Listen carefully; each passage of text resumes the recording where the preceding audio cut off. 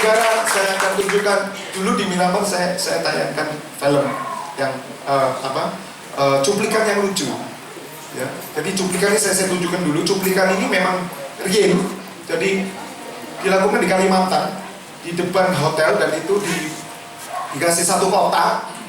Di kotak itu dikasih lubang, saudara. Terus ditulis, jangan melihat ke dalam lubang ini. Jadi gitu, dilarang, jangan melihat ke lubang ini. Saudara lihat, nanti saya tunjukkan ada hal tertentu yang ternyata percaya kita kepada Tuhan atau pengikutan kita kepada Tuhan itu tidak sama dengan apa yang sehari-hari kita lakukan. Nanti saudara lihat ya, dan saudara saksikan bagaimana banyak orang sudah ditulis jangan melihat ke dalam lubang ini ya, dan mereka saudara bisa lihat bagaimana ya. Silakan ditayangkan. Yang belum lihat silakan saudara tertawa, yang sudah tertawa 2 kali.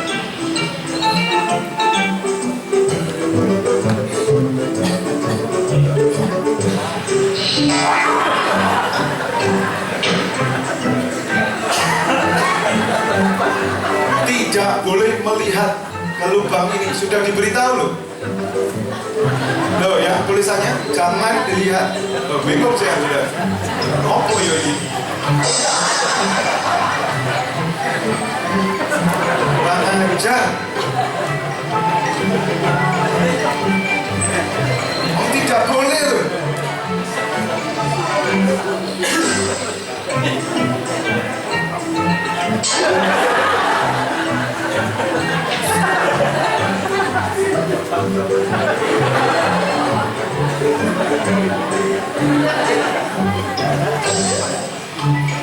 Oh, ya toh.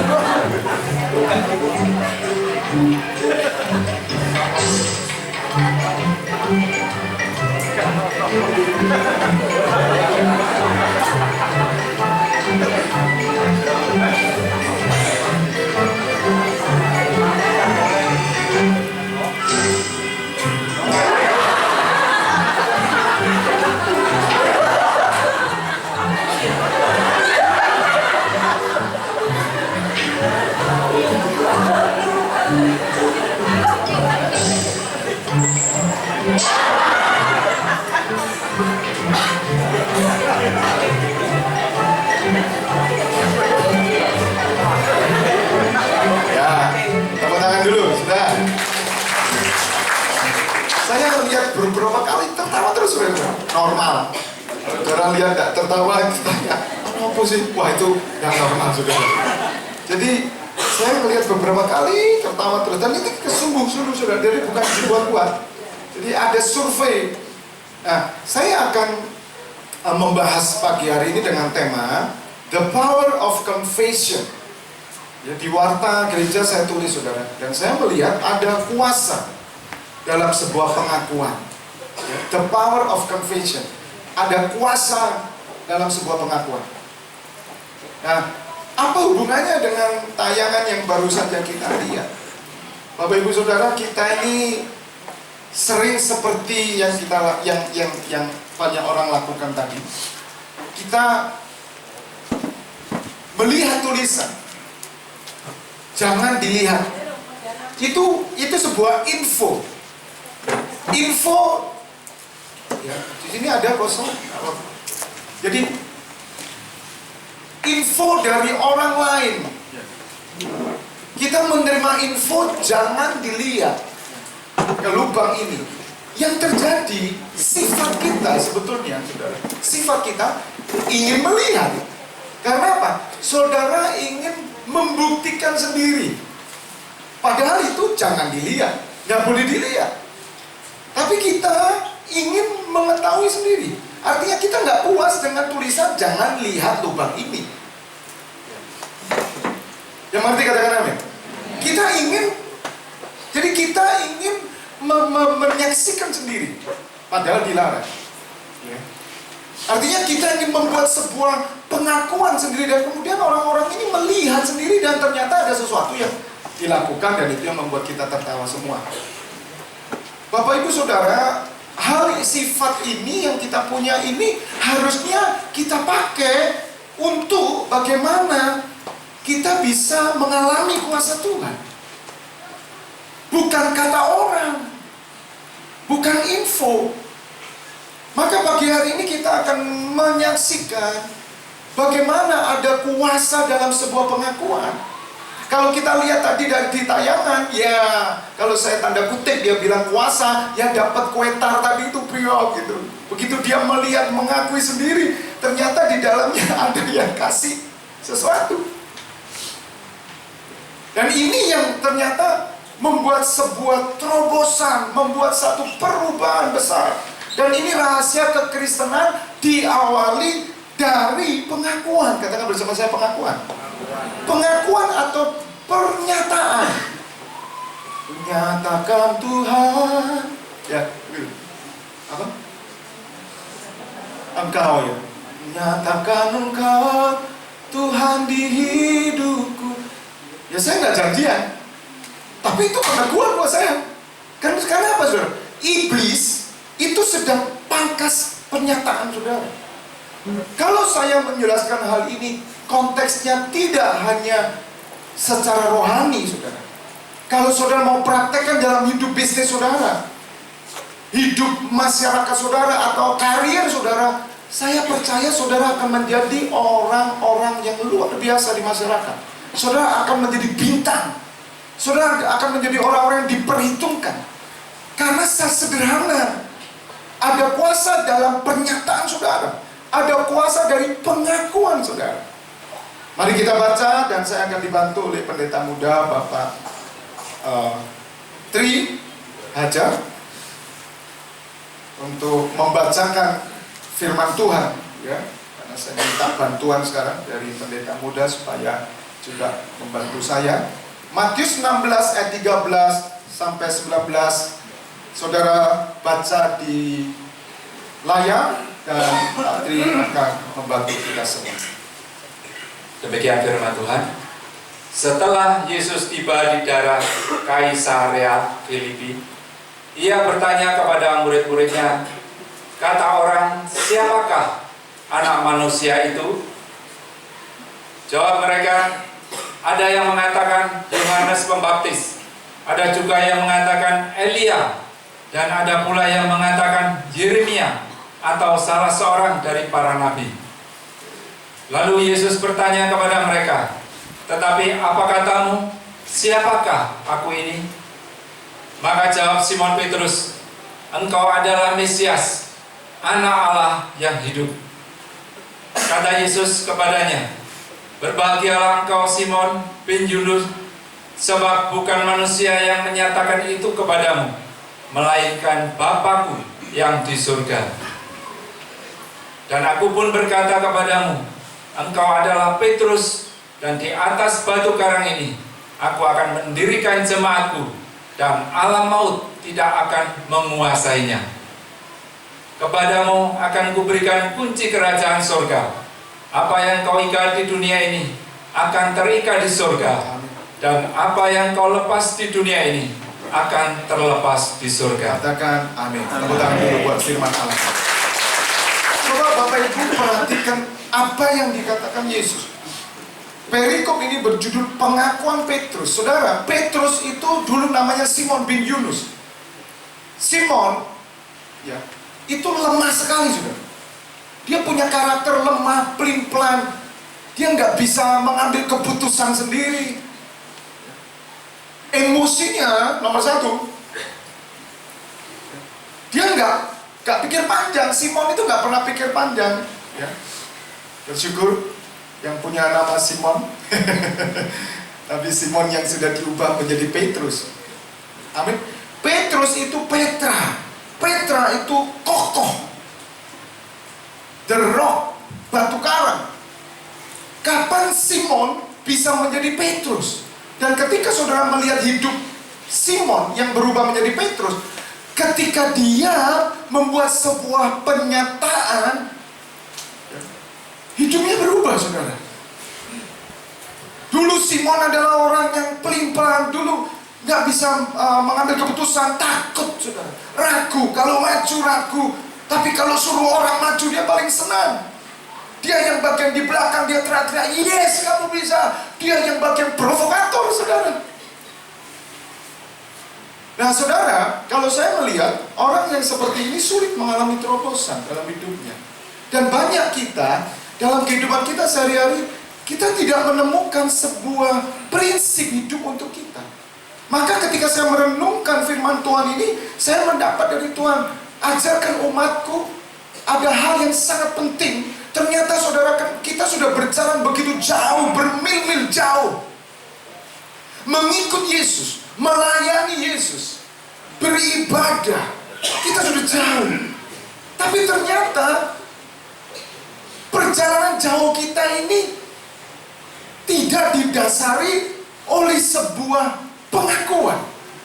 Ini yang membuat, saudara, apa yang kita lakukan bermil-mil itu mencapaikan kita, membuat kita lelah, membuat kita frustasi, membuat kita kalah terhadap menghadapi situasi, membuat kita jenuh, membuat kita tidak menemukan apa-apa, bahkan membuat kita ternyata berjalan sejauh ini, kita nggak punya sebuah pengakuan yang kuat, kita nggak punya iman yang kuat.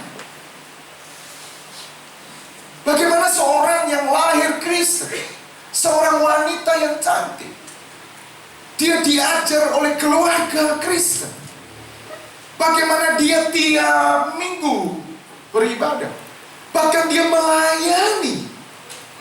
Ada seorang pria yang ganteng, sudah bermil-mil dia jauh berjalan, saudara, tapi ternyata dia goyah dan dia lepaskan imannya. Dan dia berkata, aku menemukan hari ini jawaban hidupku. Loh, saya bingung. Dan itu banyak terjadi, saudara, di keluarga-keluarga Kristen. Anak-anak yang lahir Kristen,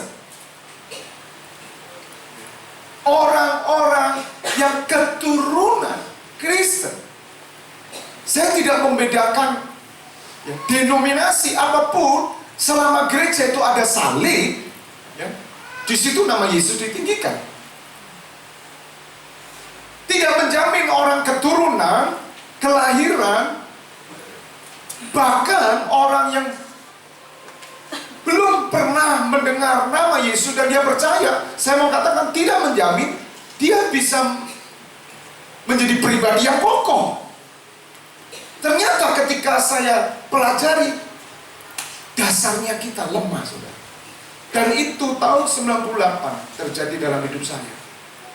Maka Yesus berkata, kata orang, siapa aku? Saudara, Yesus memulai dari kata orang, siapakah anak manusia? Kata orang, siapakah aku ini?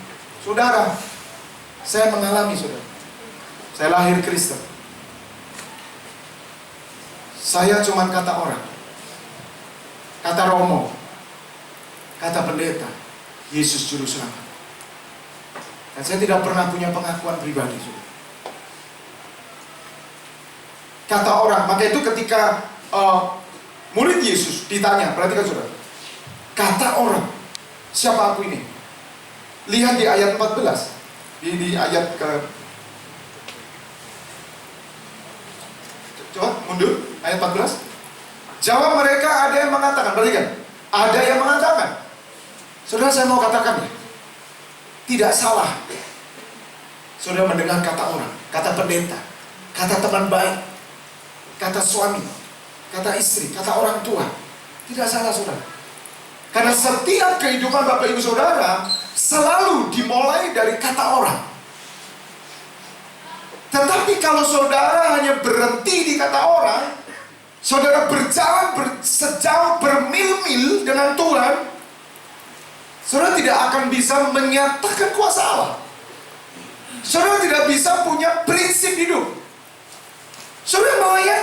Saya melayani, saudara. Yang saya layani kata orang. Karena kata orang, saudara, maka pandangannya begitu banyak. Ketika kata orang, ada banyak pandangan. Saudara, prinsip yang Tuhan ajarkan ini luar biasa dan saya alami. Jadi yang pertama, saudara sekarang mulai gini, kenapa hidupku agak berubah? Aku sudah melayani, aku sudah beribadah rajin. Tapi kok aku gak ngalami seperti apa yang dikatakan orang. Aku kok ya biasa, pelayanan ya oke, gak pelayanan ya gak masalah. Ibadah ke gereja ya puji Tuhan. Kalau enggak ya sudahlah sekali-kali Pak. Penting. Tapi kok gak ada rasa apa-apa ya Pak? Kok beda ya? Kenapa Pak Febi kok bisa begitu ya? Apa karena Pak Febi pendeta?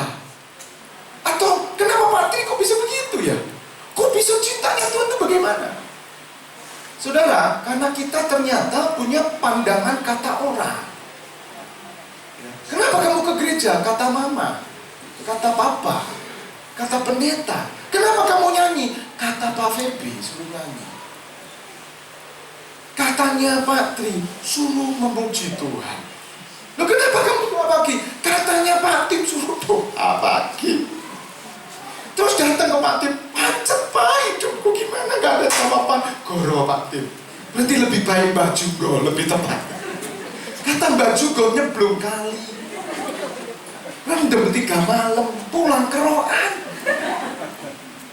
Saudara, itu yang terjadi dalam hidup kita. Saudara pernah ngalami? Saya yakin kita ngalami, saudara. Jadi dikatakan ada, ini Yesus. Yesus tanya, kata orang, siapakah aku ini? Siapakah anak manusia? Ada yang mengatakan loh, ada yang mengatakan. Yang Tuhan cari, perhatikan Bapak Ibu Saudara. Ketika Tuhan lawat saudara, Tuhan gak pernah lawat itu kelompok. Tuhan itu melawat pribadi. Karena saudara dan saya diciptakan secara pribadi, one by one, satu-satu. Coba cek kanan kiri, ada nggak sidik jaringnya yang sama dengan sebelahnya? Jangan-jangan sama loh, kok podo? Nggak mungkin. Sidik jari kita ini beda. Tuhan itu berperkaranya pribadi, saudara. Dan pribadi saudara dipakai untuk kapasitas bangsa orang banyak. Dari pribadi ke pribadi ke pribadi berkumpullah anak Tuhan, ketemu gereja Tuhan. Tidak. Kalau bahasa umum, surga itu enggak nunut, itu bahasa umum. Itu saya renungkan betul. Saudara, ketemu Tuhan nanti itu nggak bisa ikut papa. Ketemu Tuhan nggak bisa ikut mama. Ketemu Tuhan nggak bisa ikut suami. Ketemu Tuhan tidak bisa ikut istri. Ketika kita ketemu Tuhan, aku dan Tuhan. Aku mempertanggungjawabkan apa yang aku berbuat. Ketika saudara mengalami dalam kehidupan saudara, saudara selalu memulai, perhatikan, semua orang selalu memulai dari kata orang. Saya memulai dari kata orang. Dan kata orang itu macam-macam. Ada yang mengatakan Yohanes Pembaptis. Ada juga yang mengatakan Elia. Dan ada pula yang mengatakan Yeremia. Atau salah seorang dari para nabi. Jadi pandangan berbagai macam orang dan saudara menerima. Ini yang saya katakan pengetahuan. Bersama saya katakan pengetahuan. Setiap saudara, jika saudara mau mengalami kuasa Tuhan, saudara mau melihat benar nggak sih katanya Pak Febi, katanya teman-teman, ikut Yesus itu berubah hidupku. Benar nggak? Saudara harus memulai dari kata orang dulu.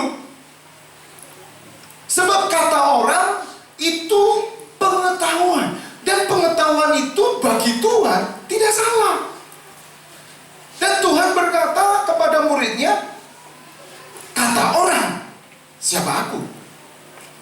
Karena Tuhan ingin melihat kepada muridnya, apakah jawaban muridnya ini.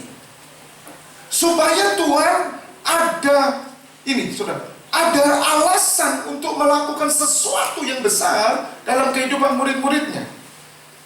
Nah ini saudara, kita tidak bisa berhenti di kata orang. Ahli Taurat dan Farisi berhenti pada kata orang, kata nabi.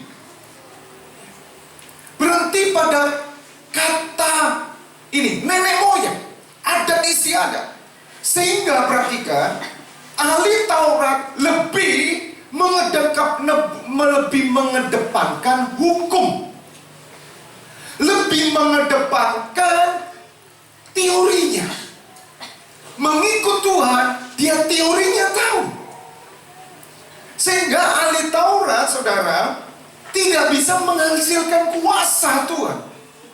Bahkan ketika Yesus hadir untuk menunjukkan sebuah hal yang berbeda, marah mereka, saudara.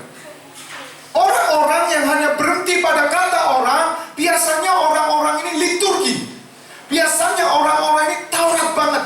Biasanya orang-orang ini mempedulikan hukum daripada hati nurani. Saudara, pengetahuan seperti sekolah Alkitab, pengetahuan seperti saudara mendapatkan pelajaran-pelajaran dari sekuler, tidak salah.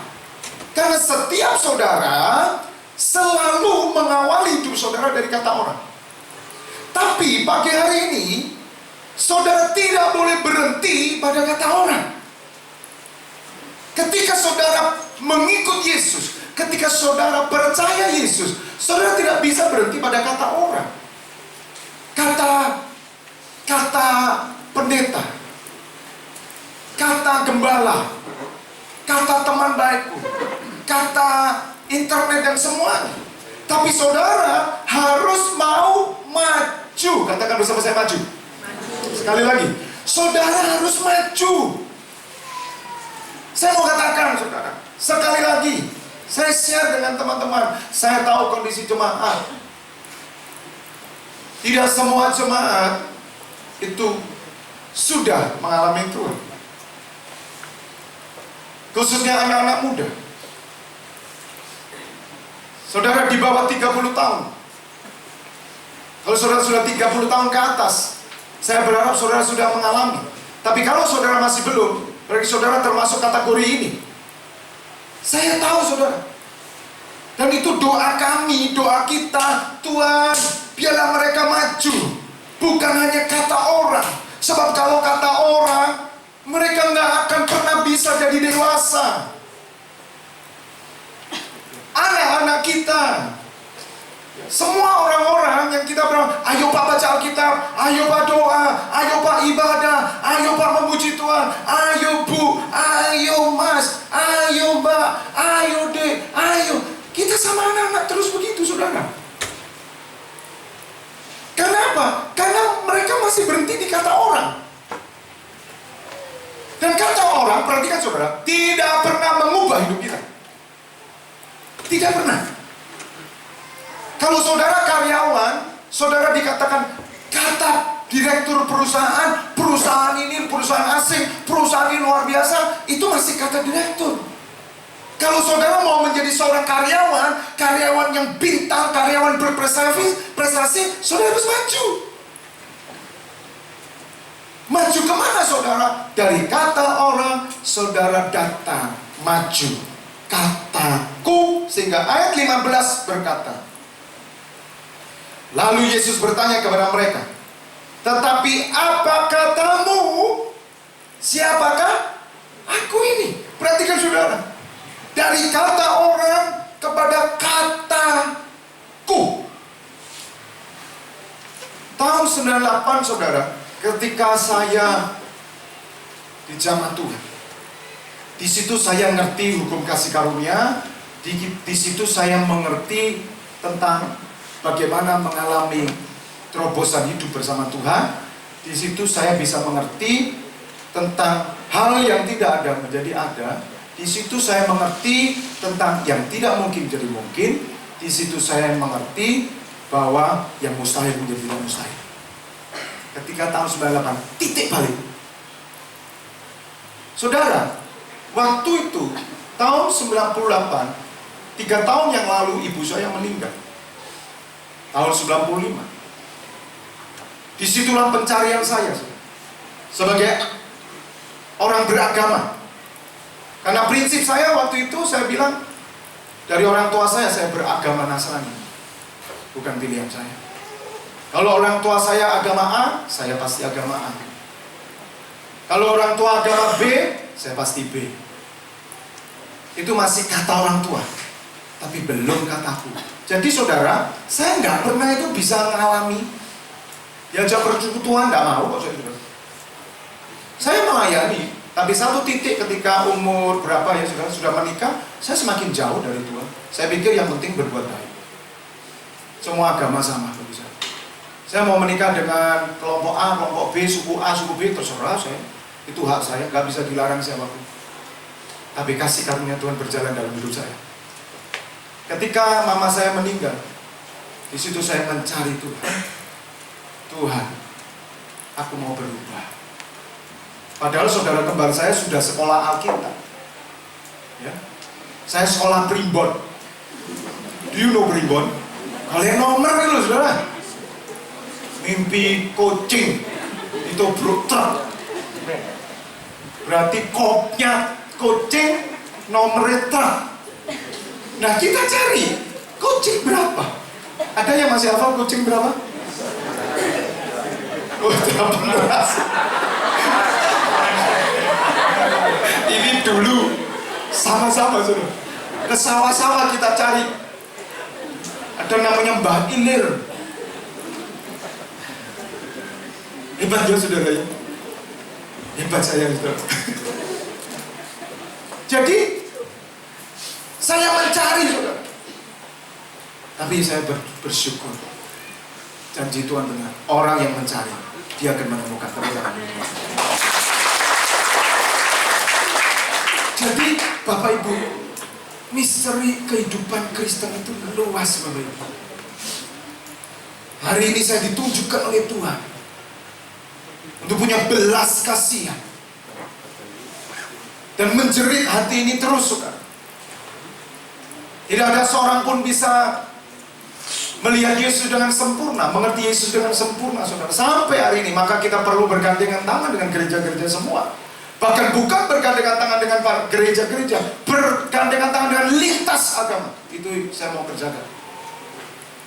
Dengan pondok, dengan macam-macam. Kita ini mesti gandengan. Yang setuju katakan amin. Karena Yesus itu kehidupan. Nah ketika saya mencari saudara, ketika mama saya dikubur di situ 3 tahun kemudian saya cari saudara. Dan Tuhan punya cara yang luar biasa. Saya nggak pernah bisa mendengar khotbah.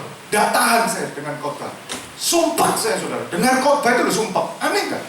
Ngecepret orang ini, saya bilang gitu. Engkau ini ngecepret aja, saya bilang gitu. Ternyata pendeta ini pendeta yang dipakai Tuhan luar biasa. Bapak Timotius Arifin. Itu saya panggil engkau ini ngecepret. Lu saya nggak suka. Yang penting baik, Kristen fanatik. Saya bilang gitu. Tapi saya sekarang ngerti, lebih baik fanatik daripada rematik. Ya tuh. Betul ya? Ya. Saudara, ketika saya mencari di situ Tuhan kirim hambanya dari Jakarta.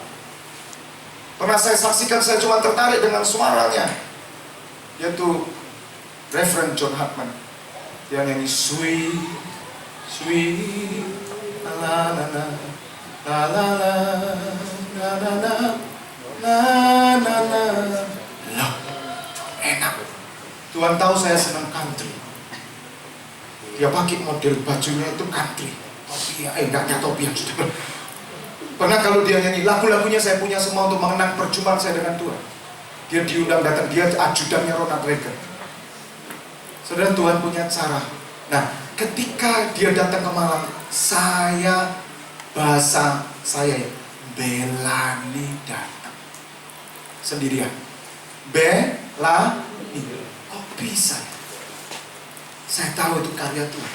Nah, ketika di KKR itu, saudara, Tuhan Yesus datang ke saya secara pribadi, firman-Nya. Maka Bapak Ibu, saya bersyukur. Saya ini nggak melihat wajah Yesus, saya melihat firman-Nya. Maka hari ini nubuatan-nubuatan terjadi dalam hidup saya. Dan sebelum saya bisa sampaikan, itu saya simpen 2010, seorang ibu sudah meninggal, dia nubuatkan semua tentang saya. Kamu akan tutup usahamu. Kamu, saya melihat bahwa kamu, ususmu, gulungan kita. Saya cuma gini, amin, itu Nabi Yeskin. Berarti firman Allah penuh. Dan saya ngalami, saudara. Saya dapat banyak firman. Tepuk tangan dulu buat Allah kita. Saya bukan lulusan sekolah kita, bukan STH saya. Dan juga bukan STL, STMJ, bukan. Saya STR, Sekolah Tinggi Roh Kudus. Amin. Kalau saya dipakai, saya percaya saudara juga bisa dipakai oleh Tuhan. Roh yang sama. Tuhan datang dan Tuhan bicara. Saya kan bertanya begini soal pencarian saya. Tuhan, siapa yang menanggung dosa saya kalau saya mati menyusul ibu saya? Karena saya ini orangnya nggak bisa menerima kalau nggak logis. Saya nggak bisa menerima kepercayaan. Kepercayaan itu hak masing-masing, tapi nggak terbukti. Saya nggak bisa ngikut kepercayaan. Jadi kalau Pak Tri punya kepercayaan, sudahlah Pak. Pokok Bapak kalau ngantongi handphone itu di sebelah kantong kanan, mesti rame tokonya. Ada orang yang mempercayai kalau saya kok nggak make sense. Tapi bisa jadi bisa, karena apa yang kau percaya nanti muncul, saudara. Nanti kuasanya itu di situ. Kalau saudara mempercayai terjadi. Dan itu dipakai oleh Tuhan.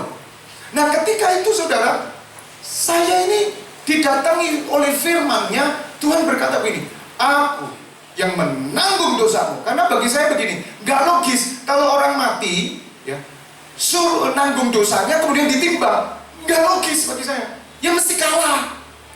Coba ukuran timbangannya timbangan Tuhan suci banget, sempurna. Nah, saya takut, saudara. Nah, kalau nyusul mama saya di neraka atau di surga? Nah, saya tanya semua aliran. Saya tahu, Pak, Bu, ini ada 7 agama di Indonesia. Tunjukkan, karena semua orang baik.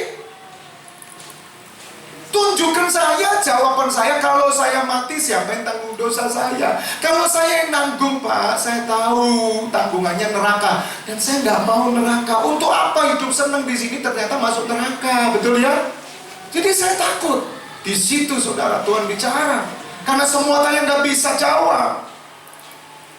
Jadi saudara, saya mau katakan, kalau pertanyaan saudara nggak pernah bisa dijawab orang, satu kali Tuhan akan jawab saudara sendiri, Pak. Dan ketika itu saudara, Tuhan datang, Tuhan berkata, aku yang menanggung dosa. Saya ini kayak orang kepecut gitu. Hah? Kok baru tahu saya, Tuhan? Saya kan lahir Nasrani. Saya di sekolah Nasrani. Mulai TK sampai SMA. Saya ikut melayani bersama Romo, pastor. Loh, saya kok nggak tahu bahwa engkau nanggung dosaku? Loh, aneh nggak, saudara? Loh, berarti saya 30 tahun yang lalu ketika Natal tanggal 24 Desember, saya datang ke rumah ibadah. Saya duduk jam 24 malam sambil ngantuk-ngantuk, saudara.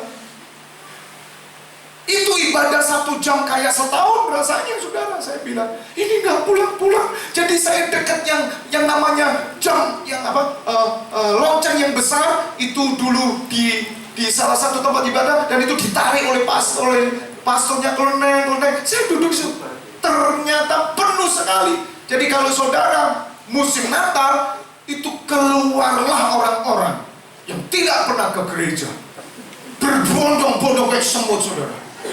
Sulit cari tempat duduk, panas sekali, saudara. Sehingga saya harus naik ke tangga dan ngobrollah saya. Ini ngomong gak mari-mari. selesai dalam 24 malam, saatnya kita pesta bersama. Merry Christ Jesus. Ya, macam-macam lagu. Jingle bell, Natal, pohon Natal ada saudara di rumah. Tapi perhatikan saudara, nggak pernah berdampak apa-apa dalam hidup saya. Saya tetap menjadi orang yang tidak punya prinsip, saya tetap menjadi orang yang tidak ngerti kebenaran, saya tetap melakukan, tapi saya mau katakan, hanya oleh kasih karunia Tuhan, kita ada sampai hari ini. Katakan amin. Itu yang saya heran.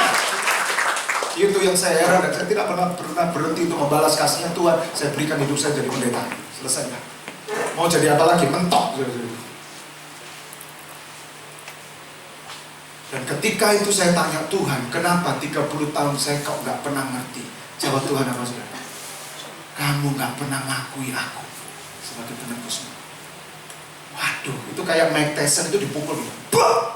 Saya langsung saya nangis gitu. Tuhan, hari ini aku menerima Engkau sebagai Tuhan dan Juru Selamat.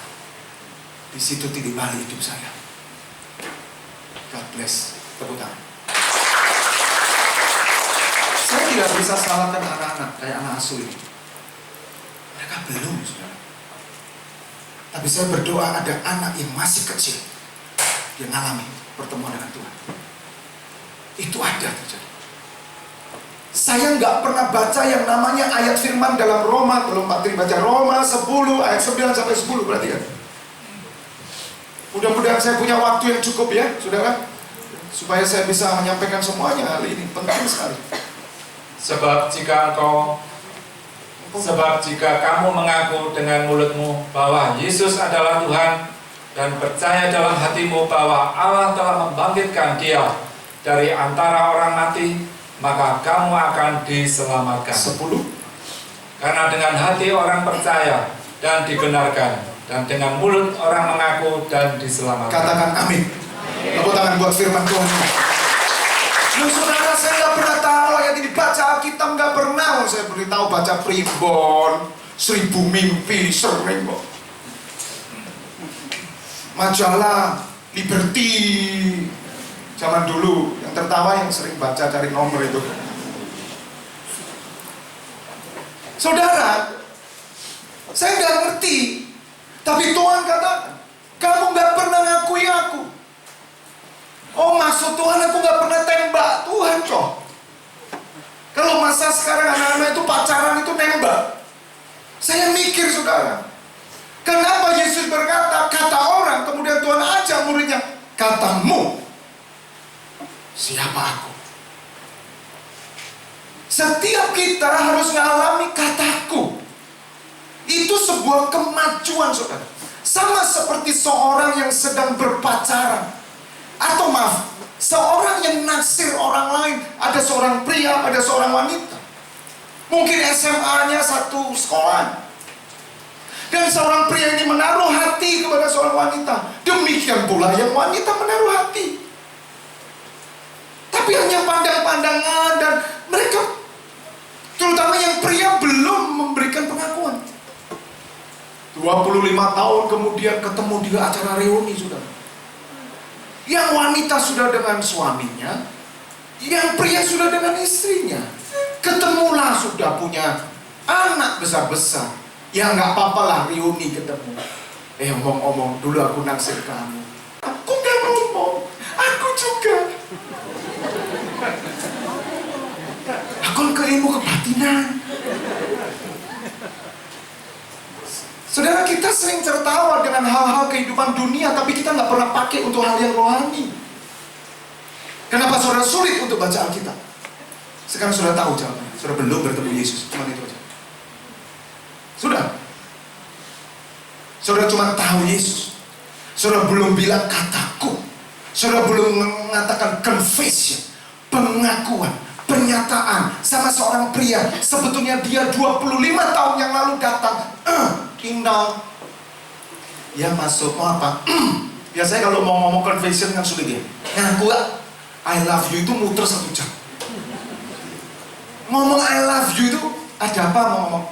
Enggak. Besok ujian ya? Iya tahu sudah ujian besok memang. Enggak. hujan kok nggak selesai-selesai ya? Loh, padahal dia wanita juga merasa gini, nggak ngomong. Ini rok sudah disuek-suek. Kruek. Seorang wanita kan nunggu. Zaman dulu kan pria yang maju. Kalau sekarang wanita nosor aja, oke. Soalnya pria ini meneng aja, saudara. Ya nggak apa-apa. Nggak apa-apa, kasih pancingan. Nggak apa-apa, saya ditanya, saya kan konseling untuk pacaran semuanya. Nggak masalah. Ya, kalau prianya kayak Mr. Bean.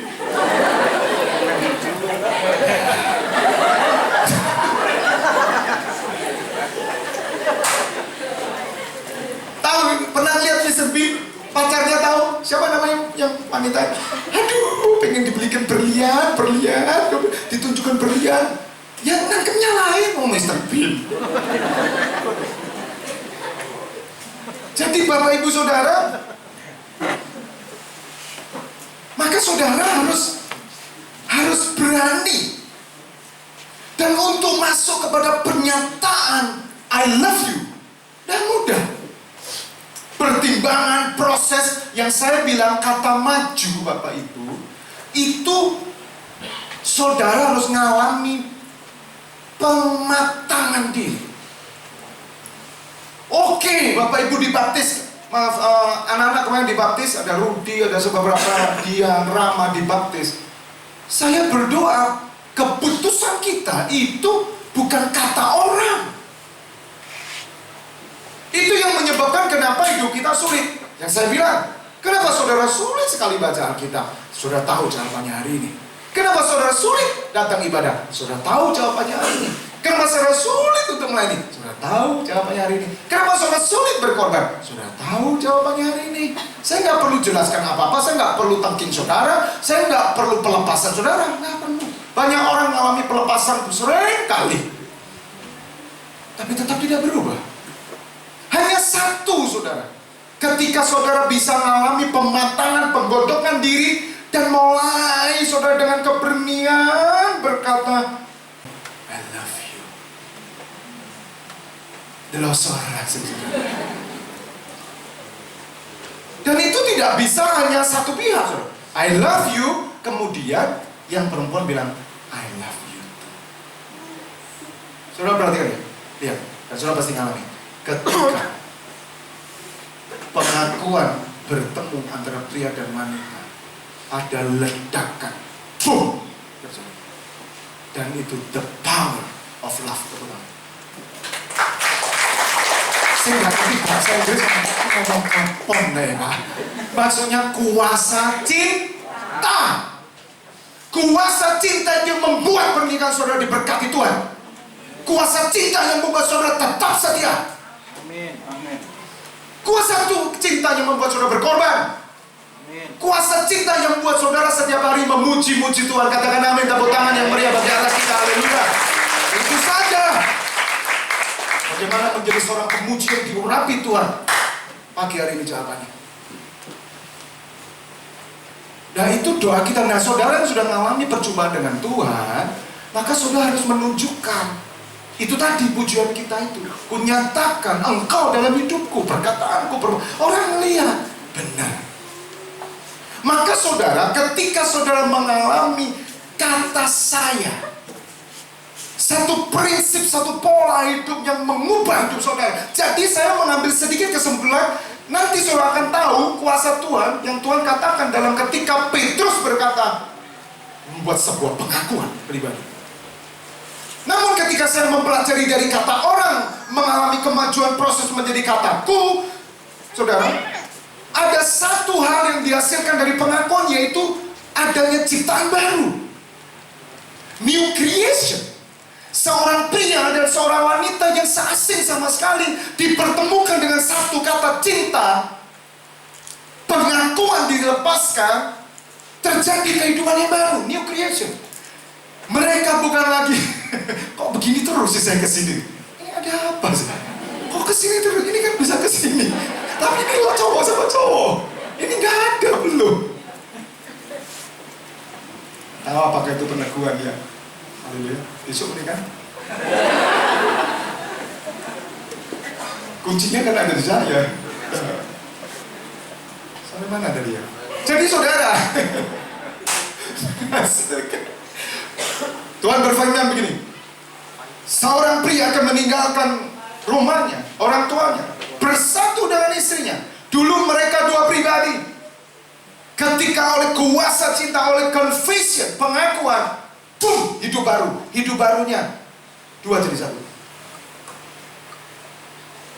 Kedua, ketika pengakuan disampaikan, ada ciptaan yang baru. Saudara, kalau ngomong ciptaan baru gini, saya mau tunjukkan. Ketika saya dulu belajar potong rambut, saudara ya, bukan potong kepala. Jadi, mau kemana? Mau potong kepala, Pak? Lu keliru, potong rambut.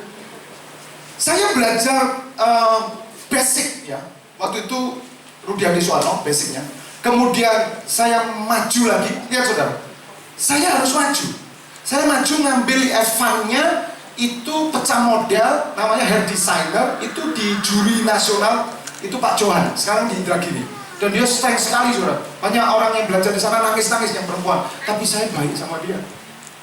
Masih bau saudara. Jadi teman saya nangis saudara, keras sekali. Saya ujian itu 6 lembar folio. Jadi mau potong itu diberitahu, oke, sebelum kamu potong, gambarkan dulu, saya gambar.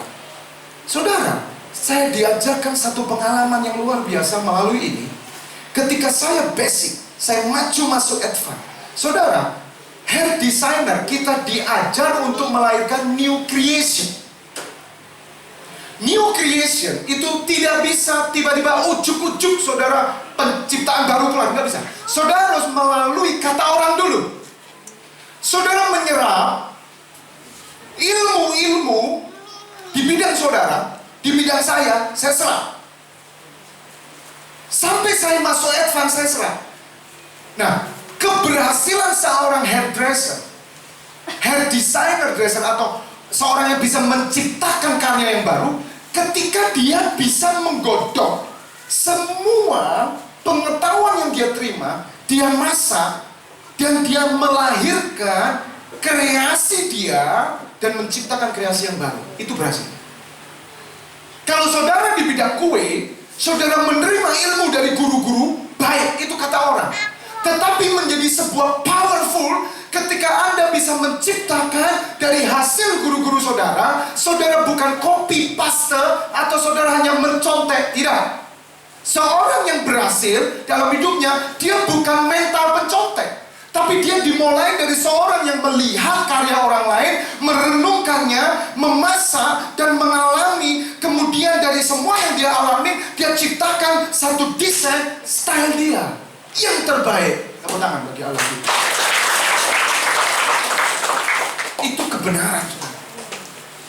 Demikian juga ketika Tuhan berkata kata orang. Kalau kata orang berbagai macam, dan saudara akan gampang digoyahkan kalau kata orang. Tapi ketika saudara maju, saudara mengalami proses, maka saudara bilang kataku, maka saudara mengalami Yesus secara pribadi dalam hidup saudara. Yesus yang terwujud dalam hidup saudara.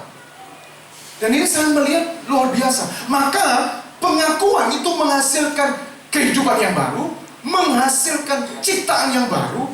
Bahkan pengakuan saudara menghasilkan kuasa Tuhan. Katakan amin. Tolong bacakan yang ayat Matius 16 ayat ke-16.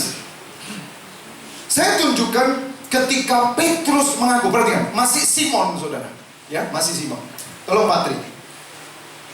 Maka jawab Simon Petrus, engkau adalah Mesias, anak Allah yang hidup. Terus kata Yesus kepadanya, perhatikan saudara. berbahagialah engkau Simon bin Yunus, sebab bukan manusia yang menyatakan itu kepadamu, melainkan Bapa-Ku yang di surga. Terus, dan aku pun berkata kepadamu, engkau adalah Petrus, dan di atas batu karang ini aku akan mendirikan jemaatku, dan alam maut tidak akan menguasainya. 19. Kepadamu akan kuberikan kunci kerajaan surga. Apa yang kau ikat di dunia ini akan terikat di surga, dan apa yang kau lepas di dunia ini akan terlepas di surga. Katakan amin, tepuk tangan dulu buat firman Tuhan. Siapa yang mau mengalami kuasa Tuhan dalam hidupnya? Amin. Dengar saya saudara. Kapan kuasa ini terjadi? Ketika Simon ditanya, menurut katamu. Jadi kita harus berani saudara dalam hidup. Kataku. Saudara harus maju dari kata orang, masuk kepada kataku. Sebab kataku itu saudara mengalami sendiri. Dan pengalaman hidup saudara, perhatikan, ilmu yang saudara terima, saudara godok, saudara kecap-kecaplah dan lihatlah betapa baiknya Tuhan itu. Kemudian saudara berkata dan bersaksi. Nah, ketika saudara bersaksi, yang terjadi dari pengetahuan menjadi keyakinan. Keyakinan tidak ada seorang pun yang bisa mengganggu-gugat. Itu ada hamnya. Keyakinan siapa Tuhan? Kenapa Yesus itu gak bisa menjadi keyakinan saya, Pak? Yesus cuma ada pada KTP saya, dan Yesus cuma ada pada nama hidup saya. Mungkin nama saudara Yohanes, Lukas. Tapi kenapa bukan menjadi keyakinan saudara? Sebab perhatikan saudara, apa yang saudara hidupi hari ini, itu berangkat dari apa yang saudara yakini. Saya ulangi, apa yang saudara hidupi hari ini, itu semua dari apa yang saudara yakini. Kalau saudara yakin bahwa kebersihan itu penting, hidup saudara bersih.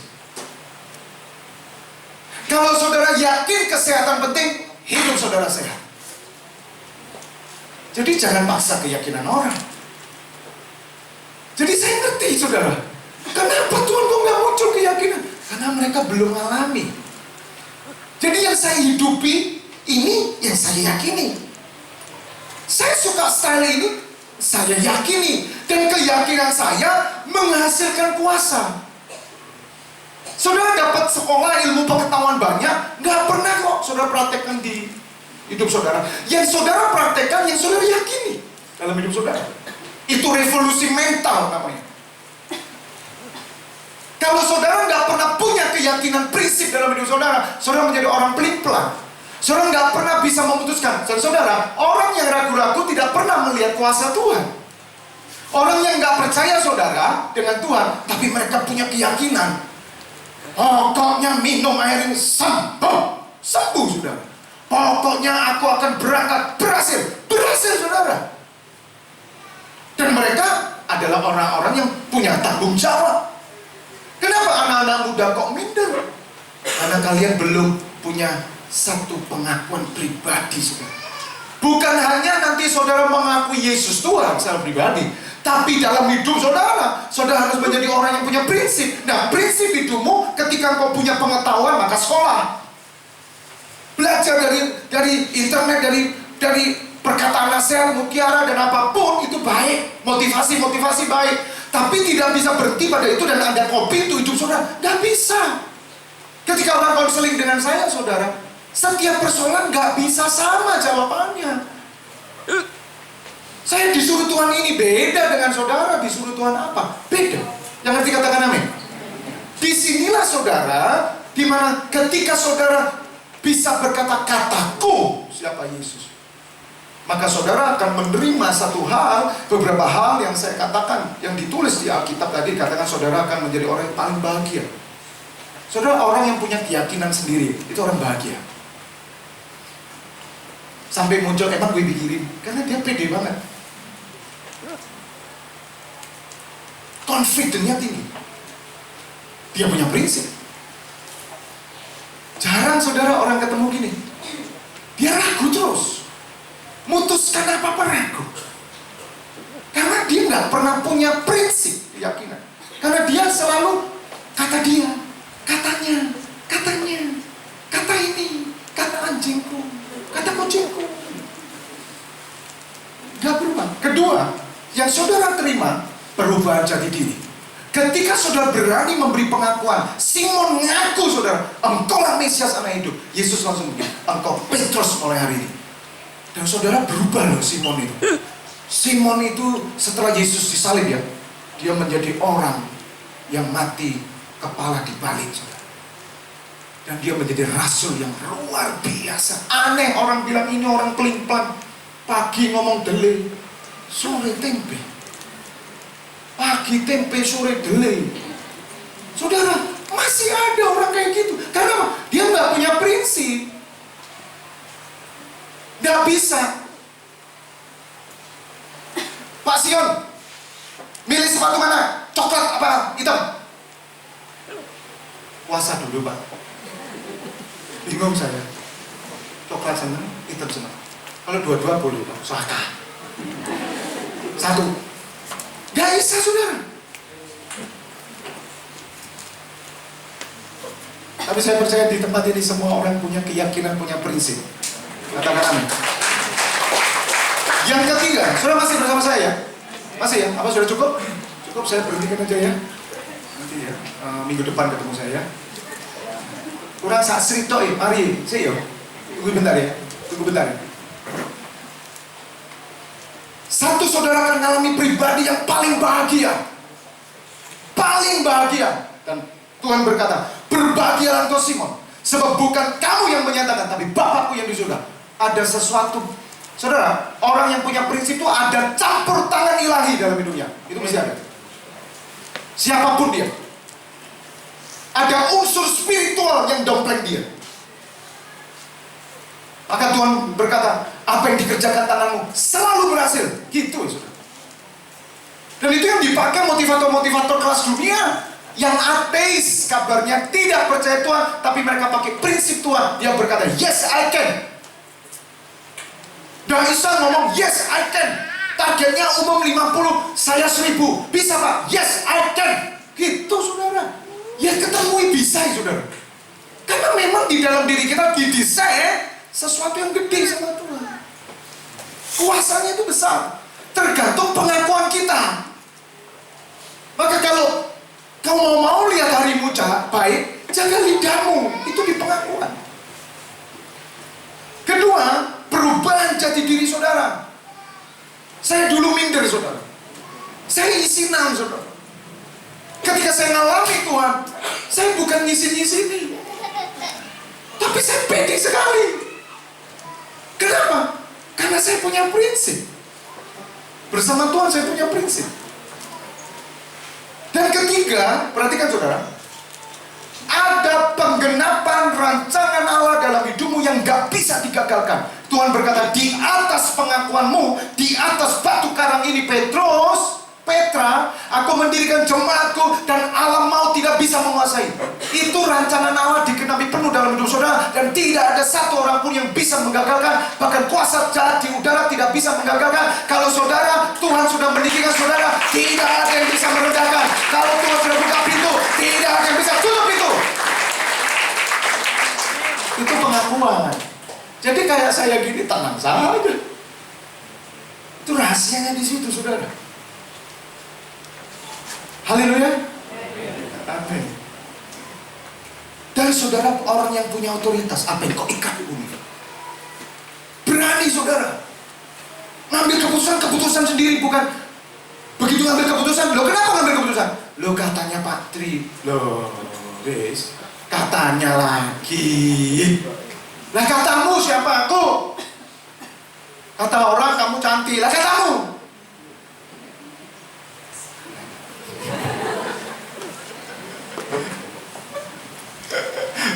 Haleluya. Haleluya. Saudara, masakan itu tidak bisa diseragamkan. Lidahnya orang kan sendiri-sendiri ya. Ada orang senang manis, ada orang senang asin, ada orang senang kuacu, ada orang senang anyep. Saudara bisa ngikuti mereka semua? Masakan ya kita, Pak kurang manis. Ya sudah, manisin. Rasakan Pak Tri, kemanisan. Ya apa ya? Kurangi lagi, rasakan. Kurang anyep. Ketemu orang Sumatera, suka asin. Orang Nias, ketemu. Pak, kasih garam yang banyak. Kasih lagi. Dicoba no kita. Jangan beritahu kurang manis. pusing. Berapa banyak kita hidupnya pusing? Karena saudara gak punya prinsip.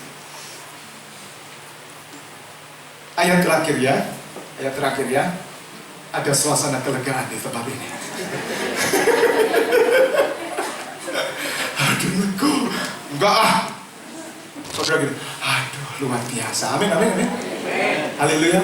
Ibu mengerti? Ibu ngerti ya? Ngerti? Iya. Puji Tuhan. Patri tolong dibaca Ayub 42. Ayat 1 sampai ayat terakhir. Mari lihat Bapak Ibu Saudara. Baca di rumah kisah Ayub dan bagaimana Ayub diberkati berlipat kali ganda. Yuk. Maka jawab Ayub kepada Tuhan, aku tahu bahwa Engkau sanggup melakukan segala sesuatu dan tidak ada rencanamu yang gagal. Firman-Mu, siapakah dia yang menyelubungi keputusan tanpa pengetahuan? Itulah sebabnya tanpa pengertian. Terus. Tanpa pengertian aku telah bercerita tentang hal-hal yang sangat ajaib bagiku dan yang tidak ku ketahui. Firman-Mu, dengarlah, maka akulah yang akan berfirman. Terus. Aku akan menanyai Engkau, supaya Engkau memberitahu aku. Ya. Hanya dari kata orang saja aku mendengar tentang Engkau, tetapi sekarang mataku sendiri memandang Engkau. Terus.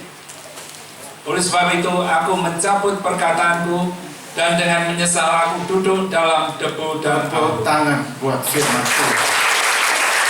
Saudara percaya karena Ayub orang yang saleh, takut Tuhan, diberkati luar biasa, dan kisahnya tiba-tiba terjadi seizin Tuhan habis. Tapi justru melalui proses itu saudara, dia berkata tanpa pengertian. Artinya dia cuma pengetahuan. Kata orang.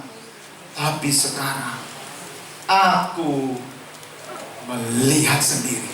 Aku ngalami kataku. Sehingga saudara tahu akhir cerita Tuhan memberkati Ayub berlipat kali ganda. Double portion blessing. Ayo sekarang kita mulai maju. Jangan kata orang. Kenapa kamu ibadah? Kau datang. Jangan bilang, ya katanya Alkitab suruh begitu. No. Aku mengasihi Tuhan. Kataku. Kenapa kita percaya Yesus? Kataku. Siapa Yesus? Kataku. Dan saudara akan mengalami perubahan yang dahsyat dalam hidup saudara. Kita berdoa. Tepuk tangan bagi Allah kita. Silakan. Kita nyanyikan lagu yang terakhir. Kemudian kita akan mengakhiri ibadah ini dan pengumuman